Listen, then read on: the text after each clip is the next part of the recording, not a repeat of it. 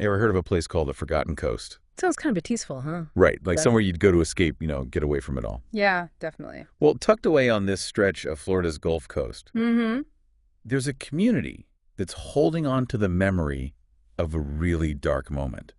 The murder of Eileen Seiden back in 2018. Oh, wow. And today we're gonna deep dive into her story, unpack all the complexities of her relationship with her two partners, Zach Abel and Christina Iho, Okay. and really explore how this horrific crime has really kind of left its mark on the community. Sometimes the most captivating stories Mhm. are the ones that reveal the unexpected in the most ordinary places. Yeah, And that's what kind of draws me to this case. totally. The 48 Hours team actually visited the room where Eileen was murdered, room 15, at this charming little motel called the Sportsman's Lodge. And they described this like palpable heaviness, Mm. almost like the space itself was holding on to the weight of what happened there. Almost like the walls are bearing witness. Yeah, exactly. Wow. And it's this contrast between the peaceful facade of the motel All right. and then the darkness that unfolded within its walls. It's just yeah, exactly. Very jarring. So you've got peacocks roaming the grounds, these beautiful waterfront views, Yeah. and then this horrific act takes place. Wow. So to understand the complexities of this case, we really need to talk about Eileen's relationship with Zach and Christina. Now, they were a throuple, Okay. a genuine three-way romantic relationship. Right. This wasn't just Abel dating two women separately. Yeah, that's an important distinction because initially, a lot of the speculation was that Christina Aho must be the killer. Right. Just because of this, unconventional arrangement, people jump to conclusions based on societal biases, I guess you could say. Right. It's like we make assumptions without fully understanding all the dynamics at play. And, the investigation really took a turn when the forensic evidence started pointing away from Aho Okay. and more towards Abel. Interesting. And it's like forensic evidence is like this puzzle. Yeah. Right? Each piece offers a clue. Uh-huh. And in this case, the clues were pointing in a different direction than initially assumed. A curtain rod with Eileen's blood and Abel's palm print, a broken walking stick with both their DNA, but not Aho's. Interesting. So all these pieces of evidence started to shift the narrative, raised questions about, Abel's involvement. And this is where it gets really interesting. Right. Adho ends up cooperating with the prosecution, Mm-hmm. testifies against Abel, Okay. claiming she only minimally participated in the beating. Right. But of course, the defense argued that her bruised hands and feet suggested a much greater level of involvement. Yeah. But ultimately, the prosecutor believed her testimony, even though it seemed self-serving, aligned with the forensic evidence. It's just a reminder that justice isn't always black and white. Right. Sometimes it's a matter of piecing together this complex puzzle Yeah. of evidence and testimony, and even then, there can be these lingering doubts. Absolutely. And as Yeah. we delve further into this case, you'll see how much those lingering doubts played a role in the trial's outcome. Okay. But before we get there, let's talk about the community's response to Eileen's murder, because it's truly remarkable. Okay.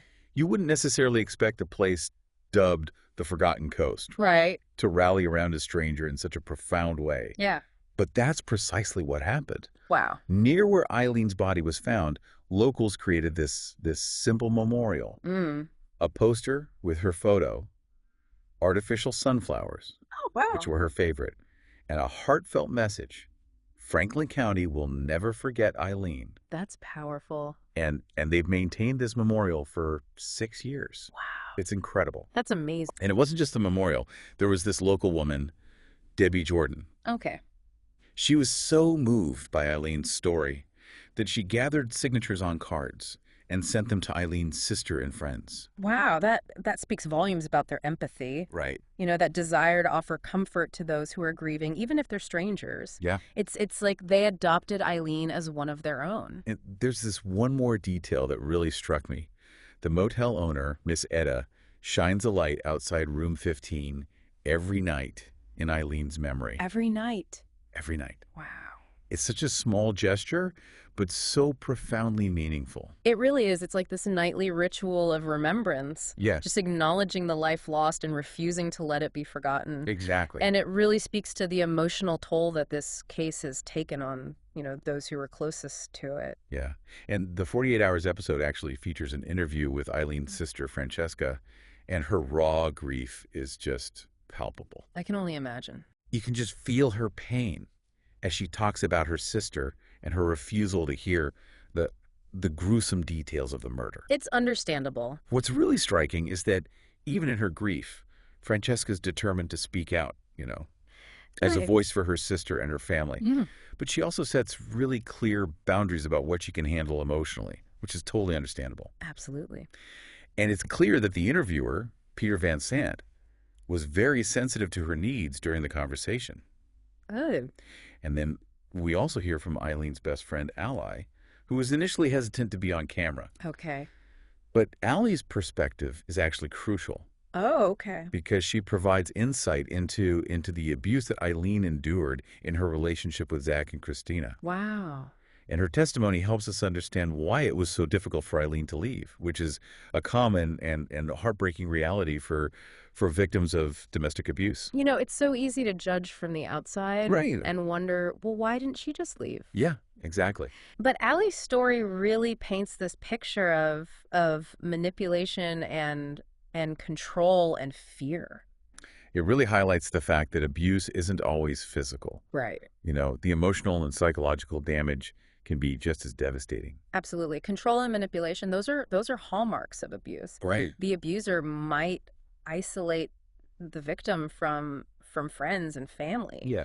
undermine their self-esteem, Mhm. or control their finances, Right. It's all about maintaining that power and dominance. And Allie's willingness to speak out, even though it's clearly painful for her, Yeah, is really a testament to her friendship with Eileen. definitely. She wanted people to understand the complexities of the situation, Right. to challenge this simplistic notion that leaving is a simple choice. It really is anything but simple. Right. So we're starting to get this fuller picture of Eileen. Yeah. Her life, her struggles, Hmm. the events that led up to that fateful night at the motel. But just as the trial was set to begin, Uh-oh. a major twist throws the case into turmoil. Okay. Zach Abel's mother, Mm-hmm.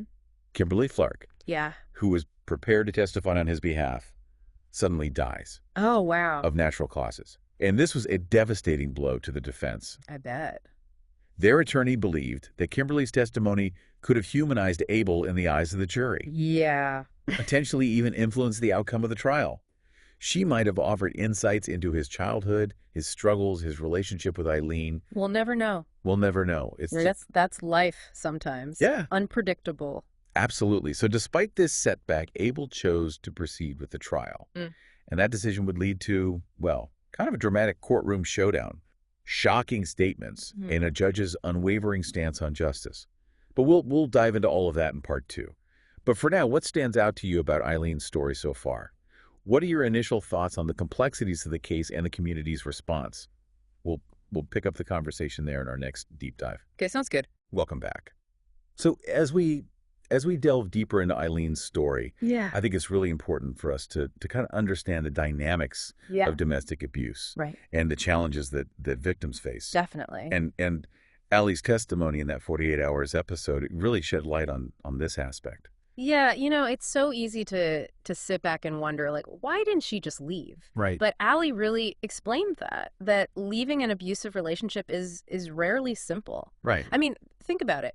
Eileen lived with Zach and Christina. She Mhm. worked with them, relied on them financially. Right. It's this web of dependence that makes it so difficult to break free. It's like she was trapped in this system that was designed to isolate her and make her more vulnerable. Exactly. And what's really disturbing in this case is that, Eileen wasn't just dealing with one abuser, Right. but two. It's like, imagine that constant tension, Yeah. like walking on eggshells, the fear of triggering an outburst. Oh, it's heartbreaking to even contemplate. Right. And it really underscores the fact that abuse isn't always physical. Right. The emotional and psychological damage can be just as devastating. Absolutely. Control and manipulation, I mean, those are the real hallmarks of abuse. Right. The abuser might isolate the victim from, friends and family. Yeah. Or undermine their self-esteem, control their finances. I mean, it's all about maintaining that power and that dominance. Allie's willingness to speak out, even though it was clearly painful for her, Yeah. is really a testament to her friendship with Eileen. It is. It really is. She wanted people to understand the complexities of the situation. Right. And to challenge this simplistic notion that leaving is a simple choice. Right. It's so much more than that. Right, exactly. And this brings us to kind of a fascinating aspect of this case. Okay. The response of the Apalachicola community. Yeah. Here's a place known as the Forgotten Coast. Yet they embraced Eileen's memory with such profound compassion. It's almost a paradox, isn't it? It really is. Yeah. It speaks to the power of shared humanity. It does. I mean, these people didn't know Eileen in life, yet they were so deeply moved by her story. And the tragic way that she died, I mean, the memorial, the cards, Miss Etta's nightly ritual, it's like they formed this surrogate family for her, offering solace and remembrance in a place that was so far from her own home. It really challenges our assumptions about small-town life. It does. Doesn't it? We often think of these communities as insular, resistant to outsiders. Right. Yet, in this case, they opened their hearts to a stranger. It's really incredible. Really demonstrated a remarkable capacity for empathy and compassion. It makes you wonder if there's something about the vulnerability of coastal communities. That constant awareness of the power of nature that fosters this heightened sense of empathy. Yeah. Like they understand loss. Yeah. Perhaps in a way that those who live further inland just don't. That's an interesting perspective. Yeah. So let's shift our focus back to the legal proceedings. Okay. Which, as you recall, were significantly impacted by the sudden death of Zach Abel's mother. Right. That was a real turning point in the case. Right. Remember, the defense attorney believed that Kimberly Clark's testimony could have humanized Abel in the eyes of the jury. Yeah. She might have offered these insights into his childhood, his struggles, his relationship with Eileen. I mean, we'll never know what impact her testimony might have had. Right. And then there's Abel's statement during sentencing. Oh, right. He claimed to have loved Eileen, proposed to her with a ring pop. Really? Yeah, and planned to start a family with her, away from Ajo. I mean, do you think there was any sincerity in that?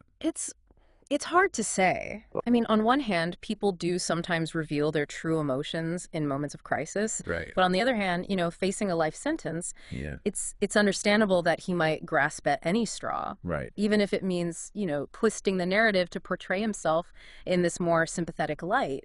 The judge didn't seem swayed, though. No. Sentencing Abel to the maximum penalty, and even expressing a desire for a harsher sentence. Wow. I mean, that speaks volumes, doesn't it? It really does. It suggests that the judge believed that Abel's actions were premeditated, brutal, and just lacking any genuine remorse. I mean, the severity of the sentence, it reflects not only the heinousness of the crime, but also the judge's, determination to send this strong message about the consequences of domestic violence.